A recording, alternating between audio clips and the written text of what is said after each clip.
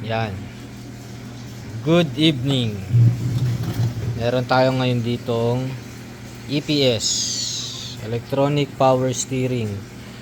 Na-search ko to, itong module na to, sa Nissan nakalagay Nissan. Tapos, nakakabit siya sa Suzuki. Sa ano siguro to, yung mga every wagon, mga minivan. Yan, ko-convert natin yung yung love light. Yun. Ang dali naman ng wiring nito. Ilan ba to? 2, 4, 5, 7. Ito ang wiring niya. Itong dalawa kasi pumunta sa motor, tas ito pumunta sa balik natin. Try ko. Yeah. Pumunta dito kasi meron yung dito electronics part dyan so wala na tayong gagalawin dyan. Ang gagalawin na lang natin ay ito na napapakilaman natin talaga, ito.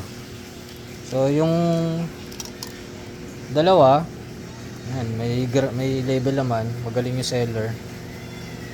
Nasa positive, nalagyan na lang ng fuse, diretso sa battery. Ito ground, maganda to, battery ground na rin.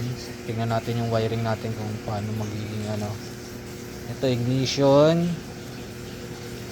tapos 5 volts RPM. Hindi lang nila sinama sa speed sensor since wala namang speed sensor yung natin, yung love light. Yan, hindi sa mga nagko-convert sana tumulong na lang, no, mag-DIY tayo. Ang alam ko, pinuputol to, puputulin to, ilalagay na steering column dun, yung stock pa din, para ito kasi hindi susukat to dun sa steering natin. Ito pa isa kong problema, kung papasok yung tawag dun, coupling, kung papasok yan. So yan, abangan nyo na lang muna. Ito yung motor, maiksi ito maiksi ito from here to here. So malamang puputulin natin to, welding natin yung, alam ko may coupling to sa loob coupling, mayroon tong basta nakasuksok dyan. Welding natin yung ito, tapos ito welding natin yung bracket nun, pasok na rin dito yun. Tapos papatibayin na lang natin ito since kasama niyang sinama ni seller to, itong bracket sa ilalim, patitibayin na lang natin siya. Paano?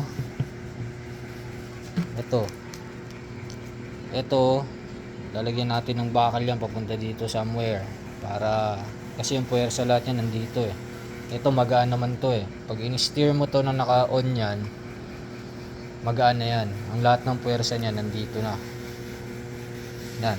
So yan ang ating project, sana next week matapos para naka EPS na yan. So yun muna, babalikan natin kayo. Okay, babaklasin natin yung mga yun bukas. Ay, ano ba ngayon?